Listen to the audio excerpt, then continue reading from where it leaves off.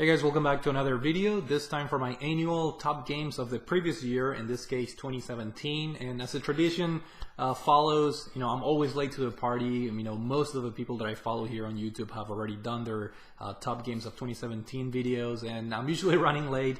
Reason being, I really wanted to get some of the 2017 releases under my belt, and I'm really happy I waited a little bit because I finished two games later here or early here in 2018 that made my top 10 list. So I'm happy that I'm doing this, but at the same time, I know I'm late, but apologies for that, but it is what it is. This is my list, and as the title implies, these are the top games of 2017.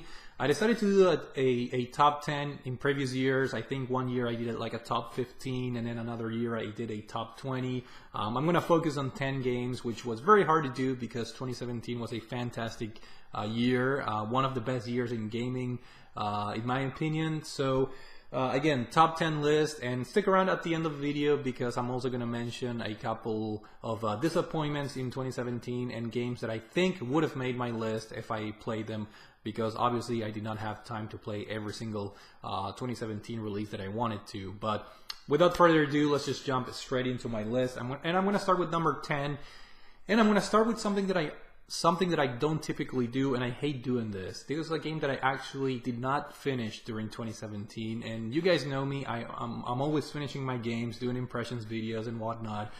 This particular game, I just need to go back to it, and I got sidetracked because it was a early 2017 release, and a lot of cool games came out in that period of time, and it's just very hard to get back into the game. I may need to start from scratch. But the game I'm talking about is none other than Resident Evil 7.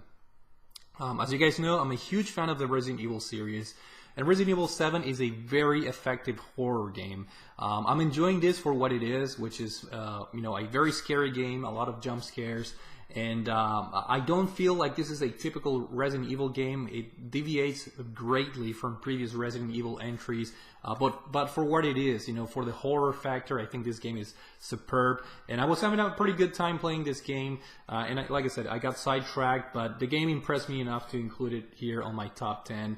And definitely I want to go back to this game and definitely complete the game and just enjoy the overall atmosphere. Very scary, very horror filled game. So Resident Evil 7, my top 10 or my number 10 game in my list.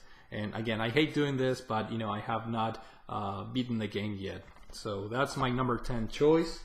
And at number 9, I'm gonna go with a game that I just played before making before I making this video, and I'm happy to report that I had a ton of fun playing Fire Emblem Warriors, a game that I feel like it got a little bit overlooked. I don't think a whole lot of people talked about this game too much, but Muso games are a very interesting type of game. Obviously, the typical Fire Emblem games, they rely on strategy, elements, strategy RPGs. But I really enjoyed this Muso game. I really feel like it suits the Fire Emblem universe. You finally get to have full control over the characters from different games. Mostly the 3DS games here, like Awakening and the Conquest and the Birthright games, which was something that I think a lot of fans got a little bit upset because of the lack of other historical Fire Emblem characters. But again, I really enjoyed this game. I really like the fact that it's a Muso game. It gets repetitive, but the game adds enough elements that are light RPG elements and light strategy elements during the fights that really, in my opinion, add to the enjoyment of the game. So it was very fun seeing characters like Ryoma, and again, it's a little bit too heavy centric on the 3DS games, but I had a ton of fun playing this game. It does get a little bit repetitive, but it was a ton of fun exploring the different elements and aspects. So Fire Emblem Warriors for the Nintendo Switch at number 9 in my list. At number 8, a game that it was a short but sweet experience. I really enjoyed this game, Uncharted: The Lost Legacy. This is almost like a side or a spin-off game starring Chloe, and it has all the typical elements of the Uncharted games. It's your typical third-person shooter with Hollywood-esque, cutscenes, great graphics, courtesy of Naughty Dog. So there's a lot of familiar things that you would encounter in this game if you have already played the previous Uncharted games. But that's not necessarily a bad thing. There were a couple of interesting things in this, such as like an open world, mini open world chapter that I really enjoyed a lot. But this is your typical Uncharted game, which I really enjoyed those games. And this game had a pretty interesting story. It was short, sweet experience. Great graphics as always, and I had a lot of fun. So here's hoping that Naughty Dog keeps doing more of these side stories with different characters in the Uncharted universe. I'm all for that. So very interesting setting. The Indian themes that the game had were I think a lot of fun to explore. So Uncharted: The Lost Legacy for the PS4, a very nice exclusive for the system, and it's my number 8 game on my list. At number 7, it's a series that I really enjoy, and I'm really glad this game made its way to the West. I'm talking about Jacuzzi Kiwami, which is basically a remake of the first Yakuza game released on the PlayStation 2. This is a full-blown remake, which is excellent because the graphics have been revamped, in a pretty big way. You can still tell there are some very, rustic elements that feel like it's a very early Yakuza game. You can tell that this is at its core a very simple like PS2 games in terms of the exploration and some of the interactions that you have with the characters and some of the side quests and things like that. This is not as evolved or as in-depth as other Yakuza or as other later Yakuza games. But nevertheless, it was a very fun game, and for me, I never played the PlayStation 2 version, so I'm very happy that Sega decided to bring this to the West, and I had a ton of fun. And I'm planning on doing an impressions video on this. I'm running way behind doing my impressions videos, but I definitely want to talk about this game a little bit more in depth because it was a very enjoyable experience, enough to make it to my number 7 list here on top games of 2017. So Jacuzzi Kiwami, fantastic game for the PlayStation 4. At number 6 is a game that I feel bad for the game because a lot of the friends here that I have on YouTube, we highly talked about this game. We were very hyped about this particular game, and I feel like this game kind of lost track as 2017 progressed and more new games or new releases were out. And myself included, I thought this game was going to finish much higher on my list of 2017. But here it is, Horizon Zero Dawn, a PlayStation 4 exclusive. Guerrilla Studios, famous for their Killzone games. They decided to do this new take on a very interesting world and character with Aloy here. This is definitely a fantastic exclusive for the PlayStation 4. Action-filled. I really enjoyed setting up the traps to kill the enemies and gather parts and just improving your character, your weapons and whatnot. It was a very fun game, very fun open world, full of surprises. Very interesting story actually as well. And again, I feel bad because this is a game that, again, a lot of my friends and we talked about this game. We were really hyped, and I feel like every single person that I hear here on YouTube talked about very highly about this game early in the year. They wound up having this game pretty low on their list as far as not even in their top 5. And I'm not. I guess I'm the same way, but despite that, despite this game being number 6 on my list, I do have to say that this is a fantastic game and one of the best PlayStation 4 exclusives out there. So Horizon Zero Dawn, fantastic game, and there's a pretty cool DLC, I believe, now out for the game, so I need to try that out just to get more exposure to the Horizon universe, which is something that I really enjoyed. So at number 6, Horizon Zero Dawn for the PS4. And now we're getting into the top 5. These are the better games of 2017. And here a surprise here from Nintendo that they refused to let the 3DS die. And a fantastic game here with Metroid 2 Return of Samus, or Samus Returns, depending on how you look at it. This is the Game Boy like classic cover. It's just like a back cover, you know, paying homage to the original game on the Game Boy. But if you flip the cover, you know, it has the actual 3DS game cover. And Metroid 2 was a game that I played on the Virtual Console on the 3DS. And I just could not get into it. I think the game was way too archaic in its presentation and its gameplay and its design. So I just could not, pull myself to finish the game. So I was very, very happy that Nintendo decided to release this game. I will be making an impressions video because I really want to talk about this game in detail. And again, I'm running behind doing those videos, but expect to see that pretty soon. But I was pleasantly surprised by this game. I kind of wish it was out on the Nintendo Switch and perhaps taking advantage of perhaps improved graphics and whatnot. But very impressed. You know, a lot of people were hesitant because of the developer.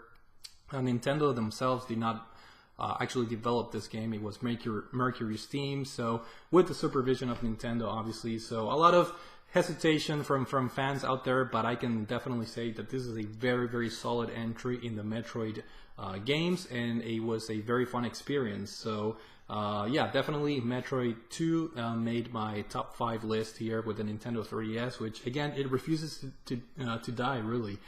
Fantastic release for the system all the way in 2017. At number 4, I have a game that I was also awaiting eagerly. I need to make an impressions video as well because I really want to talk about this game in detail. A lot of my friends really enjoyed this game, and of course I'm talking about none other than Xenoblade Chronicles 2. A fantastic JRPG, a very good JRPG, but in my opinion nowhere is near as good as the first Xenoblade Chronicles for the Nintendo Wii. I was actually surprised. A lot of people that I follow here, a lot of friends on YouTube, picked this game as their #1 game of 2017. Like, a lot of people did. So, and these are people that really enjoy JRPGs and they're pretty knowledgeable about these types of games. So, in my opinion, it was surprising because even though I'm not a huge Persona fan, for example, a lot of RPG enthusiasts picked this over Persona 5, which was surprising. But to me, you know, I just could not see. I think it's a very good game, hence why it made all the way to my number 4 pick. But again, in my opinion, it just doesn't reach the heights of the original Xenoblade Chronicles in terms of, just overall story. The characters were not as strong. The bond between the characters, the development between them, in my opinion, were not as good as in other RPGs, not only comparing to the original Xenoblade Chronicles, but I think the characters and the story at certain points fell a little bit short in this. But the strongest suit in this game is definitely the combat. The battle system is very addicting once you get a good grip or a good grip rather on the combat system. So Xenoblade Chronicles 2, just a very good and solid JRPG. And one of the games that it took me forever to beat. This was a December of 2017 release, and I beat the game in late February of 2018. So it took me 2 months really to since I started this game. I put 95 hours to finally beat the game, and yeah, I'm very happy with this, hence why it's on my number 4 slot for games of 2017. And this is it. Now the top 3, these are the most important games, the best of the best for me personally, obviously. And at number 3, a series that I love, and a series that made its way twice in this in my top 10 list, and I'm talking about Yakuza Zero for the PlayStation 4. I absolutely love this game, and this is one of those early 2017 releases that took everyone by surprise, because a lot of the people that never played a Yakuza game decided to start with this one, and man, I kind of feel bad about people that started playing Yakuza Zero as their first game, because this is, I think, factually one of the best, if not the best, Yakuza game, just because of the graphics, the game engine, the amount of things that you can do, all the side quests, all the mini games that are within this game, the presentation, the story, the characters, the setting. This game does everything right, and you know, again, I'm really glad this game made its way to the West, and the setting itself is very interesting. It takes a take on the early story of Kiryu, which is very very fun to explore. And the setting, obviously, it's in the late 80s in Japan, so that also added a lot to the enjoyment of the game, and it really develops and sets the pace for what the Yakuza series is. With Goro Majima and Kiryu here, two of the most, I guess, beloved characters of the Yakuza universe. But yeah, Yakuza Zero, a fantastic game, one of my favorite Yakuza games. It's one of my favorite series, and I'm very, very happy to have played this game. And again, it made it all the way to my number 3 spot, so that alone tells how much I enjoyed this particular game. And now the hardest decision of them all. Some of you probably have already an idea of what the remaining 2 games are. This was by far the hardest decision. I've been making top games of the previous year since 2012, and this was by far the closest race for between number 1 and number 2. But I was originally going to say it was a tie for number 1 because both games are just masterpieces, and but I decided to do I do have to pick one. Let's make it a little bit more fun and try to have a clear winner for 2017 in my personal list. And it pains me to say, or it pains me to have picked Super Mario Odyssey as my number 2 game, which means that The Legend of Zelda Breath of the Wild is my number 1 game. So I do have impression videos on both games. I'll just briefly talk about Super Mario Odyssey and why and then later on I'll explain why Zelda is my number 1 game. But Super Mario Odyssey is a fantastic game, one of the best 3D platformers ever made, and it's just insane to think about how good this game is. How good these 2 games are, and they got released on the same year for the same system. Very atypical situation. Kind of takes me back to the Nintendo 64, really, when that system had Super Mario 64 and The Legend of Zelda: Ocarina of Time. Granted, they were not released on the same year, but those 2 games were just masterpieces that are still remembered, and they have a huge legacy on games. But going back to Super Mario Odyssey, this game is just simply fun. It's fun, and it puts a smile on your face every time you play the game, and it's just so addicting getting all the moons in this game. There are a ton of moons, which it makes you feel accomplished. Sometimes you are aiming for a certain moon, and on your way to getting that particular moon, you grab other ones, and there's a lot of reward in this game as far as the collectibles and collecting the moons and whatnot, the costumes for Mario. The worlds are very well designed, and the whole package is just fantastic. From the soundtrack to the colorful graphics, and of course, in my opinion, one of the most important elements, which is the gameplay. The controls are just perfect tight, and then Nintendo quality factor. This game has that Nintendo seal of quality. It's polished to no end. You can tell this is a quality product. The performance of the game, the frame rate. Everything just comes together in a very well put together package. So Super Mario Odyssey is not only one of the best games of 2017, it's one of the best Mario games of all time, and that alone it has a very strong meaning. So I absolutely love this game, and it pains me to put this game as my number 2. And of course, as I mentioned before, number 1 is The Legend of Zelda Breath of the Wild. What can I say about this game? It's a masterpiece, and there are so many 10 out of 10s. This game has the record for most perfect reviews ever. Blah blah blah blah blah blah. And it may seem like a scapegoat, like the easiest thing for any YouTube channel to just pick this game and say, hey, this is my number 1. But that's how I truly feel about this game. It was a fantastic experience. I put over 100 hours in this game, and I'm looking forward to going back into this, playing the DLC, which I have not purchased yet. But I'm definitely looking forward to exploring this fantastic world in the Breath of the Wild. It was just a fun game. A lot of new things, like such as the weapons, breaking on you and stuff. A lot of people or some people did not like that system. I thought it was interesting. I really like the shrines, which are like mini dungeons scattered through the universe, and just the exploration factor. This universe is just fun to explore, whether you're walking, running, riding a horse, or you're gliding, or you're teleporting, or whatever it is. This game is just simply fun, and the exploration factor is top notch. There's always something. Just when you think you're walking towards a certain part of the world and you think you're not going to find anything, there's either a Korok seed or there's a puzzle, and when you solve the puzzle, a hidden shrine comes out, or there's an NPC asking for a side quest, or there's a mini game, or a new town, or something else, new enemies. This game has it all, and it's one of the most well-rounded video games ever made, and hence why it's my number one. And the reason why I decided to bump Breath of the Wild to the number one spot is because of the legacy it's going to have.